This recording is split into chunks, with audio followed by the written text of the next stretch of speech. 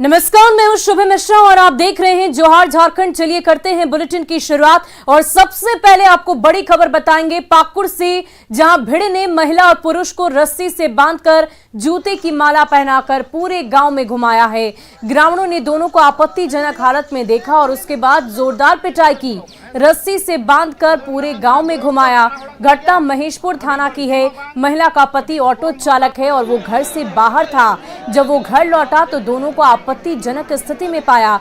इसके बाद शोर शराबे के बीच ग्रामीण आए, फिर दोनों की जमकर पिटाई की। बेशर्मी की हद तो तब पार हो गई जब ग्रामीणों ने दोनों को जूते की माला पहनाकर पूरे गांव में घुमाया, फिर इस वीडियो को वायरल कर दिया। कई घंटों बाद पुलिस मौके पर पहुंची, जहां ग्रामीण संथाली रीति रिवाज से जुर्माना वसूलने की बात पर अड़े रहे। बताया ये जा रहा है कि दोनों शादीशुदा हैं। करीब 4 घंटे की मशक्कत के बाद ग्रामीणों को मनाया गया, जहां ग्रामीणों ने पुरुष पर 1.5 लाख रुपए का जुर्माना लगाया है, जिसके कारण उसे अपनी एक भैंस, गाय और मिट्टी का कच्चा मकान बेचना पड़ा। वहीं पुलिस के सामने ही पैसे की गिनती कर जुर्माना दिया गया, जिसके बाद ग्रामीणों ने दोनों को आजाद किया। हालांकि महिला के पति का कहना है कि उसे जुर्माने का एक भी पैसा नहीं मिला।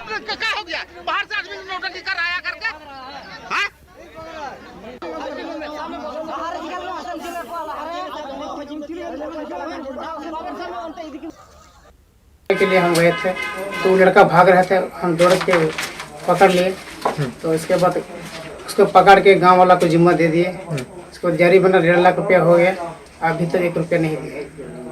आपको एक रुपया भी नहीं मिला? नहीं दिए। वहीं बोकारो स्टील प्लांट के अंदर मजदूर की मौत के बाद मेन गेट पर परिजनों ने जमकर हंगामा किया। सीआईएसएफ पर परिजनों ने मारपीट का आरोप लगाया है। प्लांट के अंदर मजदूर बिक्तेश्वर पांडे की ट्रक की चपेट में आने से मौत हो गई, लेकिन शाम होने तक परिजनों को शव नहीं दिखाया गया। इसके बाद सीआईएसएफ जवानों पर परिजनों से धक्का मुक्की करने का आरोप भी है।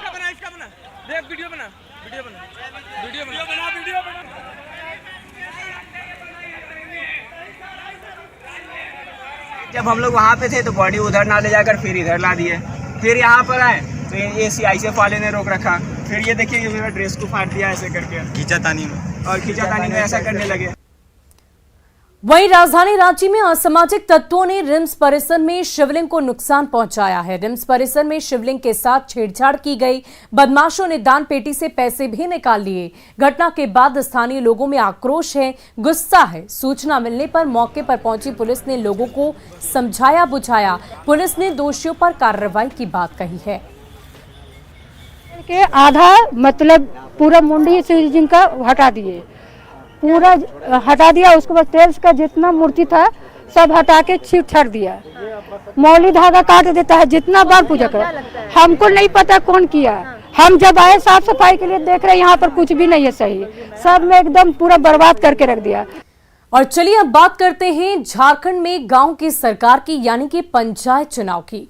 झारखंड में पंचायत चुनाव भले ही दलीय आधार पर ना हो रहा हो, लेकिन राजनीतिक दलों ने पंचायत चुनाव के बहाने सियासत करनी अभी से ही शुरू कर दी है। आचार संहिता लगने के बाद केंद्रीय मंत्री के दौरे पर सवाल उठाए गए हैं। यही नहीं, सभी दलों ने जिला से लेकर पंचायत तक अपने कार्यकर्ताओं को सक्रिय कर दिया है। जेएमएम के नेताओं का कहना है कि उनके कार्यकर्ता बूथ स्तर तक सक्रिय हैं, जबकि बीजेपी का आरोप है कि ओबीसी आरक्षण के मुद्दे पर भटकाने की कोशिश लगातार की जा रही है। देखिए, ओबीसी को आरक्षण दिए बिना चुनाव कराने का निर्णय लेकर राज्य सरकार की चौतरफा निंदा हो रही है और उसमें वो बुरे तरीके से फंस गई है। हमने भी मांग की थी कि 2 महीने बाद ही आप चुनाव कराएं, ओबीसी का आरक्षण का जो टेक्निकलिटी है वो उसे पूरा कर लें। तो ये उसके बाद तरह तरह की बयानबाजी कर रहे हैं। कभी केंद्रीय मंत्रियों के दौरों का विरोध कर रहे हैं, कभी उन्हें राजकीय अतिथि देने के दर्जा देने के निर्णय का विरोध कर रहे हैं। आखिर क्यों? केंद्रीय मंत्री क्या मुखिया के चुनाव को प्रभावित करेंगे, और वो भी जब दलगत आधार पर नहीं हो रहा है?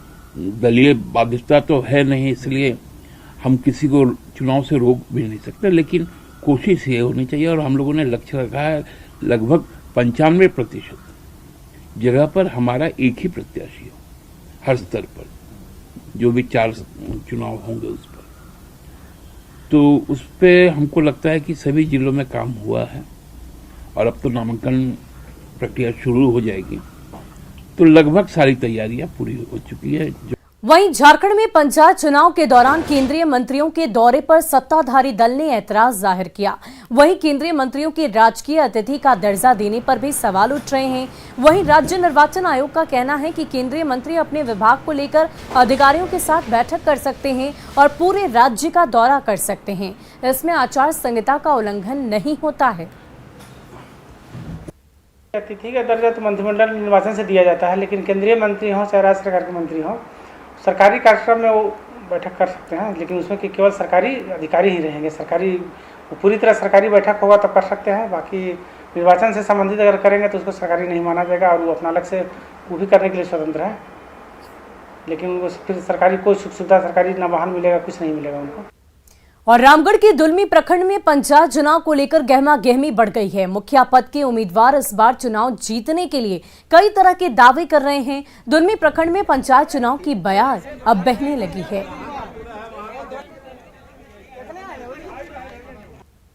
मैं पप्पू कुमार दुलमी पंचायत से मुखिया का चुनाव लड़ूंगा। अच्छा, मुखिया का चुनाव लड़ने वाले हैं। क्या करने वाले, विकास अलग से क्या करने वाले हैं आप पंचायत में? अलग से जो भी मतलब अभी मुखिया जो अगला मुखिया नहीं किया वो कार्य मैं पूरा करूंगा। जीत जाएंगे तो कुछ अच्छा गांव का विकास करेंगे। और पहले क्या विकास नहीं हो पाया है? जो नहीं हुआ है उसको आगे बढ़ाएंगे। अपने पंचायत को स्वच्छ भारत मिशन के तहत पूरे पंचायत को अच्छा से अच्छा, बेहतर से बेहतर विकास करने का प्रयास करेंगे, जो जिला में एक मिसाल कायम हो।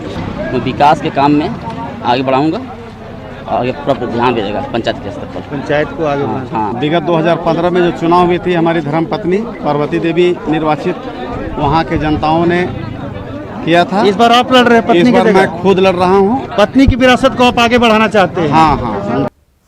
वहीं देवघर समाहरणालय में कृषि मंत्री बादल पत्रलेख और पर्यटन मंत्री हफीजुल हसन ने त्रिकुट रोपवे हादसे में शिकार लोगों के परिजनों को 5-5 लाख का चेक सौंपा। मंत्रियों ने रेस्क्यू में शामिल लोगों को सम्मानित किया। मौके पर कृषि मंत्री बादल पत्रलेख ने कहा कि जान गंवाने वाले परिजनों के साथ सरकार की संवेदना है और इस रेस्क्यू ऑपरेशन में झारखंड सरकार ने अपनी अहम भूमिका निभाई। पीएम साहब सबसे बात किए, 1 टका दिए हो किसी को? खाली भाषण तो लंबा लंबा दे दिए। देखिए, हम मंत्री, हमको नहीं ज़्यादा बोलना चाहिए। विभागीय मंत्री की संवेदना और हम सबका सहयोग इस परिवार के साथ है। और इस तरह की घटना में जिस तरह यहाँ के जिला प्रशासन, उपायुक्त, हमारे मंत्री जगन्नाथ बाबू और पर्दे के पीछे रात के 1-1:30 बजे तक हमारे माननीय मुख्यमंत्री, चीफ सेक्रेटरी, मुख्य सचिव, सब लोगों ने जो अपर लेवल पे कोऑर्डिनेशन किया और रेस्क्यू अभियान में जो तत्परता दिखाई, उसके लिए बाबा बैद्यनाथ और यहाँ के लोग सब लोग आभारी हैं। और साथ ही इस परिवार को जो सुविधाएं और संवेदना दिखाई जानी चाहिए वो ये आरंभिक है। इसके बाद भी हम लोग इस परिवार के साथ हैं और हर तरह के जिन लोगों ने बढ़ चढ़कर रेस्क्यू ऑपरेशन को सहयोग किया वॉलंटियरली, उनके साथ भी जिला प्रशासन और राज्य सरकार है। और चलिए अब बात करते हैं जल संकट की। के लिए लोग त्राहिमाम कर रहे हैं। भीषण गर्मी में लोग बूंद बूंद पानी के लिए तरस गए हैं, लेकिन साल 2016 में शुरू हुई जलापूर्ति योजना अब तक अपने मुकाम पर नहीं पहुंच पाई। पानी के लिए हाहाकार, पानी की आस में पथराई आंखें, बूंद बूंद पानी को तरसे लोग, पानी के लिए लंबी लाइन। आखिर जल संकट का जिम्मेदार कौन? ये तस्वीरें गोड्डा की हैं, जहां पानी के लिए लोगों की कतार लगी हुई है। छोटे छोटे बच्चे साइकिल पर डब्बे में पानी भरकर ले जा रहे हैं। ये इन लोगों के रोज का काम बन चुका है।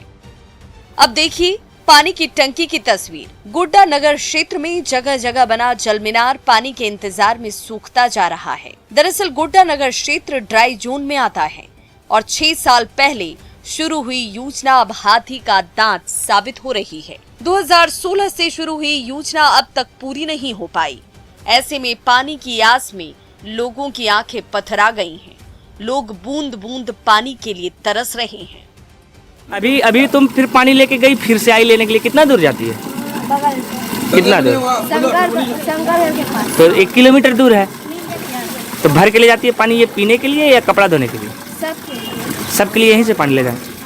कपड़ा धोने तो घर में पानी नहीं है? नहीं। इतना दूर आना पड़ता है? उधर ही पानी नहीं है किसी का। कितना बजे तक यहाँ पानी लोग भरता है? 10 बजे रात तक पानी भर। तो कहीं और पानी का व्यवस्था नहीं है यहाँ पे? कहीं और पानी की व्यवस्था है ये नहीं। तो जो शहरी जल आपूर्ति वाला नल लगा उसमें नहीं आता है घर में पानी? ना, हम लोग को सप्लाई वाला पानी देवे नहीं किया। पीने का पानी खरीद के? पीने वाले यहाँ से ले जाते हैं। यहीं से ले जाते हैं? यहीं ले जाते हैं। कहाँ पानी का साधन है यहाँ पे आपके मोहल्ले में? घंटा में खाली मंदिर में एगो यही बस? पूरे मोहल्ला में एक ही? पूरे मोहल्ला में। कितना घर होगा पूरे मोहल्ला में? 500 घर बोला हमको लगता है 1200-1500 घर सब नहीं। अरे बहुत जगह से आता है, तो एक पूरा नीचे से आता है। एक ही यही पानी बस यही पानी।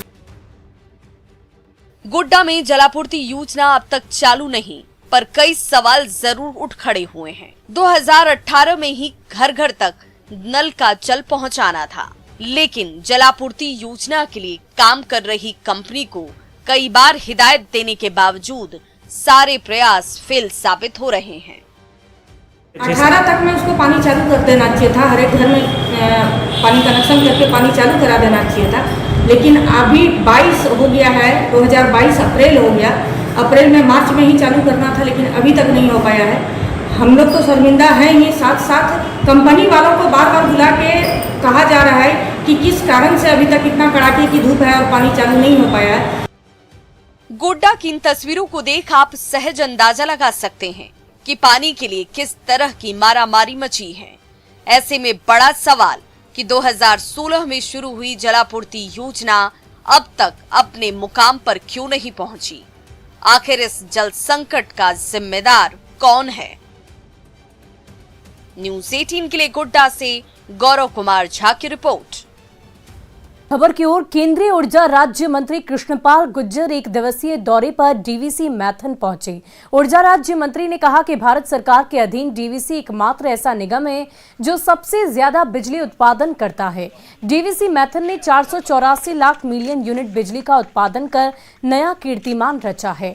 झारखंड में बिजली कटौती के बारे में केंद्रीय ऊर्जा राज्य मंत्री ने कहा कि देश के पास बिजली की कमी नहीं है, यह सरासर राज्य सरकार की विफलता है। चुनाव के आचार संहिता के सवाल पर केंद्रीय ऊर्जा मंत्री ने साफ लफ्जों में कहा कि अपने निगम क्षेत्र का दौरा करना आचार संहिता का उल्लंघन नहीं होता है। और बिजली के सुधार के लिए अनेक योजनाएं, चाहे वो सौभाग्य योजना है, चाहे वो रिवेम स्कीम है, 3 लाख से अधिक की, मतलब बिजली के नेटवर्क को भी सुधारा जा रहा है, उसके लाइन लॉसेस भी कम की जा रही है, नई नई टेक्नोलॉजी लेकर आ रहे हैं। और मुझे खुशी है कि जो डीवीसी जो हमारी दामोदर वैली कॉर्पोरेशन है, उसने पिछले दिनों में अच्छा काम किया है। और ये ऐसा हमारा निगम है जो जनरेशन भी करता है, डिस्ट्रीब्यूशन भी करता है और ट्रांसमिशन भी करता है। तो और अब कोल के क्षेत्र में भी जा रहा है। और पिछले साल इन्होंने रिकॉर्ड उत्पादन बिजली का किया है पहले से, यानी कि 484 लाख मिलियन यूनिट का उत्पादन इन्होंने पिछले साल अब तक का सबसे बेहतर प्रदर्शन किया है। ग्रीन एनर्जी के बारे में किन से देखिए, आप जानते हैं दुनिया के सबसे लोकप्रिय नेता हैं और देश के यशस्वी प्रधानमंत्री हैं। आदरणीय मोदी जी ने कॉस्ट घोषणा की है। वहीं झारखंड के राज्यपाल रमेश बैस आज पलामू के विश्रामपुर पहुंचे, जहां उन्हें गार्ड ऑफ ऑनर दिया गया। पलामू के विश्रामपुर में स्थित रामचंद्र चंद्रवंशी यूनिवर्सिटी में आयोजित दीक्षांत समारोह में भाग लेने राज्यपाल पहुंचे, जहां उन्होंने छात्रों को संबोधित करते हुए उनका हौसला अफजाई किया। इस मौके पर राज्यपाल ने कहा कि युवाओं को निखारने की पूरी जिम्मेदारी विश्वविद्यालयों की है, सिर्फ डिग्री देना ही एकमात्र मकसद नहीं। और रांची प्रेस क्लब के सभागार में खेल जगत के नए अध्याय की शुरुआत हो गई है। मोंगिया नेशनल वॉलीबॉल अकादमी का उद्घाटन किया गया। इस मौके पर मोंगिया स्टील के चेयरमैन डॉक्टर गुणवंत सिंह मोंगिया ने कहा कि एक लक्ष्य बना लेने से किसी भी काम को आसानी से अंजाम दिया जा सकता है। उन्होंने कहा कि प्रतिभा जब तक आगे नहीं आएगी, उनका विकास होना असंभव है। उन्होंने कहा कि वो खेल के विकास में एक योगदान देना चाहते हैं। खेल को प्रोत्साहन देना है, जिसमें कि हर एक छोटा छोटा बच्चा आखिर तो सिर्फ पढ़ाई तो सब कुछ नहीं है, पढ़ाई जरूर करें, लेकिन उनका चौतरफा विकास जो होगा वो खेल भी हो, उनके साथ में उनका स्वास्थ्य भी अच्छा हो। तो ये सब चीजों का जहां तक हम अपने देश में अपने प्रदेश से हमने शुरू कर रहे हैं इस बार ने, तो हम लोग कुछ ऐसा काम करें, लेकिन इसके लिए सिर्फ एक फोकस की जरूरत है। और फिलहाल के इस बुलेटिन में इतना ही। मुझे दीजिए इजाजत। आप बने रहे न्यूज़ 18 बिहार झारखंड के साथ।